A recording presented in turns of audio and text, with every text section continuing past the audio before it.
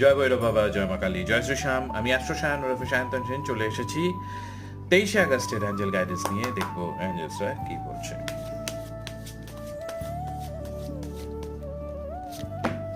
It's time to release negativity. It's time to release negativity. যা পাস্টের baggage আছে, trauma আছে, তোমার নেগেটিভ এক্সপিরিয়েন্সেস আছে, নেগেটিভ ইমোশনস আছে, let go of them, make a list and one by one ask them whether it is true or not. তোমরা যদি চাও Byron কেটির দ্য ওয়ার্ক ইউজ করে এটার উপর কাজ করার চেষ্টা করো।